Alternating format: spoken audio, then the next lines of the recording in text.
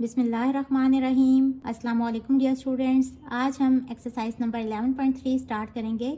मैं अपना YT studio check कर रही थी तो 58% व्यूवर्स ऐसे हैं जिन्होंने मेरे चैनल को सब्सक्राइब नहीं किया और सिर्फ 42% ने सब्सक्राइब किया हुआ है। तो अगर मेरी वीडियोस फ़ायदेमंद हैं तो मेरे चैनल को लाइक करें, सब्सक्राइब करें, बेल आइकन को प्रेस कर दें। इसके अलावा अपने जानने वालों के साथ मेरे चैनल को शेयर भी कर दें। तो स्टार्ट करते हैं। Question number 1 is a letter is chosen randomly from the word Allah. Now find the probability of getting a vowel. अब probability क्या होती है? किसी भी इवेंट की अकरेंस या नॉन अकरेंस को प्रोबेबिलिटी कहते हैं। अब सपोज आपने कॉइन टॉस किया, उसके अंदर हेड भी आ सकता है और टेल भी आ सकती है। तो क्या प्रोबेबिलिटी है कि हेड आ जाए, यानी कि कितने चांसेस हैं कि हेड आ जाए। अब उसके लिए हम सबसे पहले ये देखते हैं कि क्या क्या उसके अंदर आ सकता है, यानी कि total number of outcomes. Head भी आ सकती है और टेल भी आ सकती है। तो टोटल नंबर ऑफ आउटकम्स कितनी है? 2। और इसको डिनोट करते हैं n ऑफ s से। s का मतलब होता है सैम्पल स्पेस, यानी कि टोटल नंबर ऑफ सैम्पल्स कितने हैं। तो ये हो गया 2। और n ऑफ e यानी कि नंबर ऑफ इवेंट्स कितने हैं। हेड आने के इवेंट्स कितने हैं? 1। क्योंकि हमने एक ही दफ़ा टॉस करने हैं तो हेड उसमें कितनी दफ़ा आ सकता है? एक ही दफ़ा आ सकता है। तो प्रोबेबिलिटी ऑफ गेटिंग हेड या प्रोबेबिलिटी ऑफ दिस इवेंट, इसको आप P ऑफ H भी कह सकते हैं। ये कितना होगा? Equals to number of favourable outcomes यानी कि n ऑफ E divided by total number of outcomes यानी कि 2। तो ये हो जाएगा 1/2। इसी तरह सपोज आप लूडो खेल रहे हैं और आप डाइस को रोल करते हैं तो क्या प्रोबेबिलिटी है कि 6 आ जाए। अब number of sample space total कितने हैं? देखें, 1 भी आ सकता है, 2 भी आ सकता है, 3 भी आ सकता है, 4, 5, 6, इनमें से कोई भी नंबर आ सकते हैं। तो टोटल नंबर ऑफ आउटकम्स कितने हैं? 6। और नंबर ऑफ गेटिंग 6 कितने हैं? 1। तो यहाँ से प्रोबेबिलिटी ऑफ गेटिंग 6 या P ऑफ दिस इवेंट कह लें, P ऑफ 6 भी कह सकते हैं। ये किसके इक्वल होगा? 1/6 के।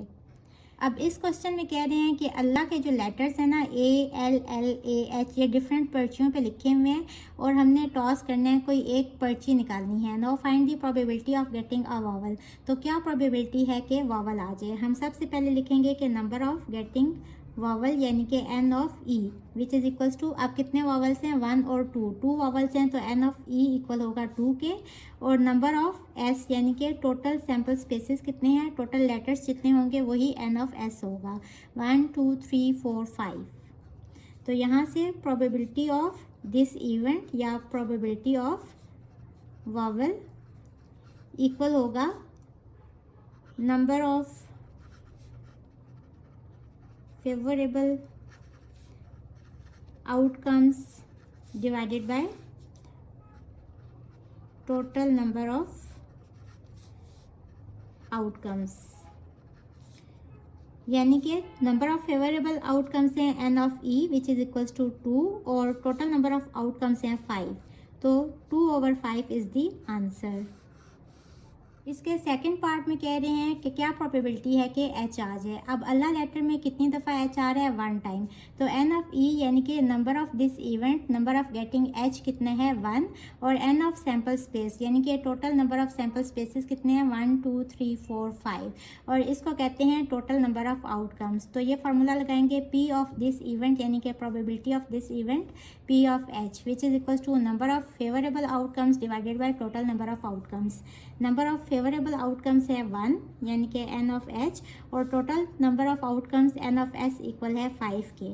तो probability of getting H equal हो गया 1/5 के। Third part is what is the probability of getting NL। अब अल्लाह लेटर में कितनी दफ़ा L आ रहा है? 2 टाइम्स। तो n ऑफ E इक्वल हो गया 2 और n ऑफ S इक्वल है 5 के। यही फार्मूला यूज़ करेंगे। तो P ऑफ E यानी कि probability of getting L equal हो जाएगा 2/5। नेक्स्ट पार्ट में हमने बताने हैं कि कितने चांसेस हैं या क्या प्रोबेबिलिटी है कि कॉन्सोनेंट आ जाए। अब कॉन्सोनेंट क्या होते हैं? जो वावल्स नहीं होते उनके अलावा जो लेटर्स होते हैं वो कॉन्सोनेंट होते हैं। अब वावल्स 2 हैं, ये और ये, इसके अलावा कितने लेटर्स हैं? 3 और ये हैं कॉन्सोनेंट्स। तो n ऑफ E कितने हैं? 3 और n ऑफ S है 5। तो प्रोबेबिलिटी ऑफ दिस इवेंट या प्रोबेबिलिटी ऑफ कॉन्सोनेंट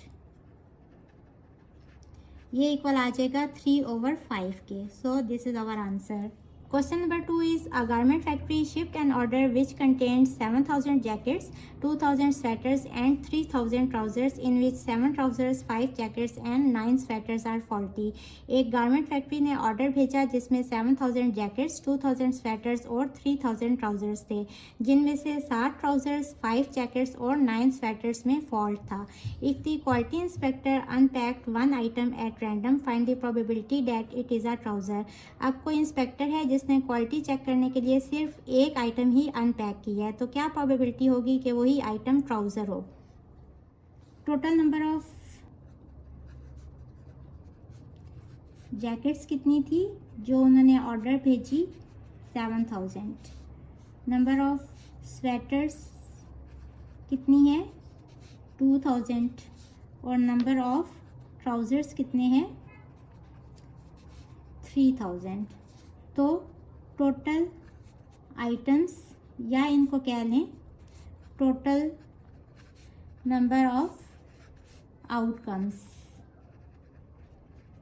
इसको एन ऑफ एस भी कह सकते हैं. ये कितने हैं, 7,000 प्लस 2,000 प्लस 3,000 इक्वल्स टू 12,000. अब फॉल्टी जैकेट्स कितनी है ये भी लिख लेते हैं, ये हैं 7. फॉल्टी स्वेटर्स कितने हैं, 5. और फॉल्टी ट्राउज़र्स कितने हैं, 9. तो टोटल फॉल्टी आइटम्स कितने हैं,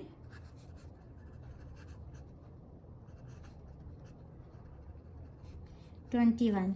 अब हमने प्रोबेबिलिटी बतानी है कि जो अनपैक किया आइटम वो ट्राउज़र हो, तो ये होगा n of P divided by n of S, यानी कि what is the probability of getting trouser. तो नंबर ऑफ ट्राउज़र्स कितने हैं, 3,000. तो एन ऑफ P या एन ऑफ E आप कह लें, एन ऑफ T भी कह सकते हैं कि नंबर ऑफ ट्राउज़र्स कितने हैं, 3,000 divided by total number of items कितने हैं, 12,000. सिंप्लीफाई करें, 3 1 3 3 4 12, 1/4. तो probability of trousers equal to 1/4. This is our answer. इसके सेकंड पार्ट में हमने बताना है कि क्या प्रोबेबिलिटी है कि जो आइटम अनपैक किया है वो जैकेट ना हो. अब जैकेट्स कितनी हैं, 7,000, स्वेटर्स हैं 2,000 और ट्राउज़र्स हैं 3,000. और टोटल नंबर ऑफ आइटम्स कितने हैं, 12,000, यानी कि एन ऑफ एस है 12,000. और number of not a jacket यानी कि नंबर ऑफ दिस इवेंट कितने हैं, जैकेट के अलावा 2,000 प्लस 3,000, यानी कि स्वेटर भी हो सकते हैं और ट्राउज़र भी, जैकेट तो नहीं होनी चाहिए. तो इन दोनों को ऐड कर लेंगे which is equals to 5,000. अब probability of this event या probability of not getting a jacket, ये किसके इक्वल होगा, number of favourable outcomes divided by total number of outcomes. तो नंबर ऑफ फेवरेबल आउटकम्स हैं 5,000 divided by total number of outcomes हैं 12,000 equals to 5/12. इसके third part में हमने बताना है कि क्या प्रोबेबिलिटी है या कितने चांसेस हैं कि जो आइटम अनपैक किया है वो कोई फॉल्टी आइटम निकल आए. तो फॉल्टी जैकेट्स कितनी हैं, 7. फॉल्टी स्वेटर्स कितने हैं, 5. और फॉल्टी ट्राउज़र्स कितने हैं, 9.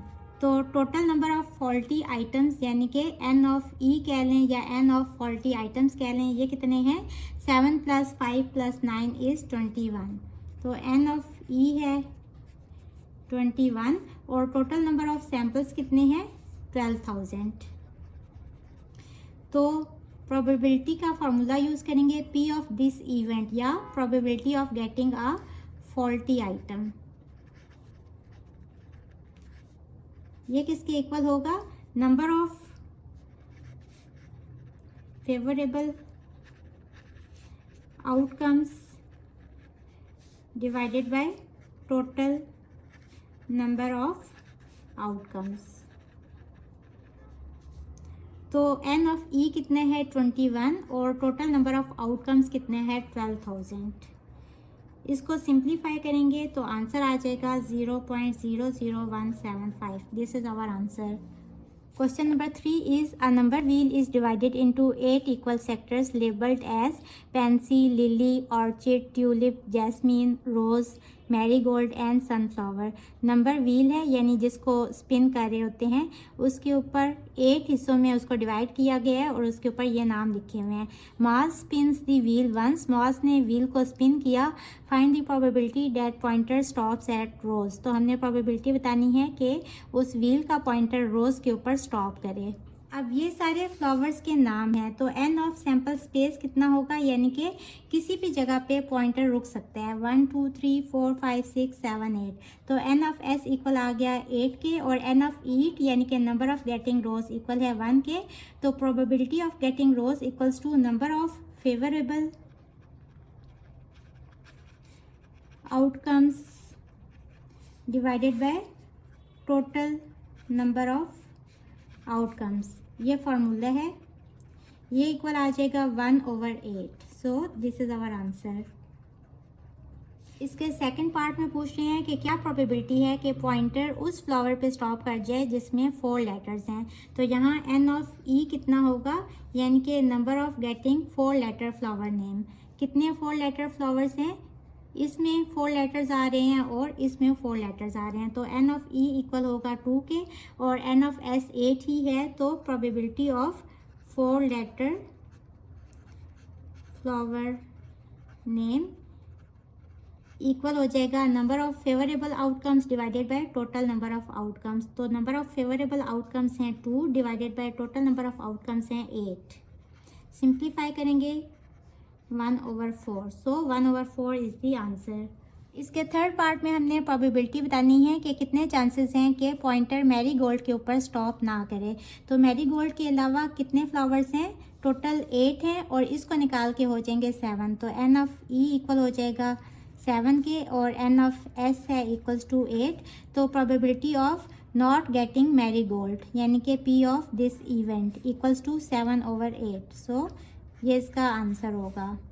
फोर्थ पार्ट में हमने प्रोबेबिलिटी बतानी है, यानी कितने चांसेस हैं कि पॉइंटर स्टॉप करे 3 लेटर फ्लावर नेम के ऊपर।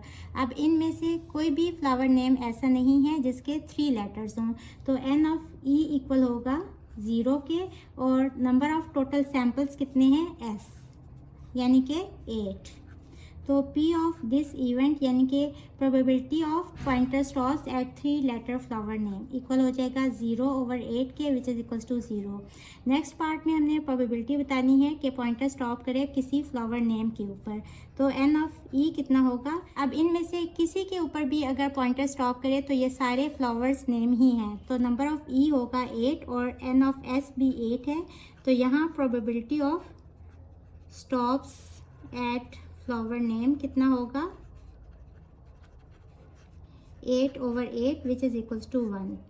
होपफुली बच्चों आपको आज के लेक्चर की समझ आ गई होगी। अगर आप मेरे चैनल पर नए हैं तो मेरी वीडियोस को लाइक करें, सब्सक्राइब करें, बेल आइकन को प्रेस कर दें।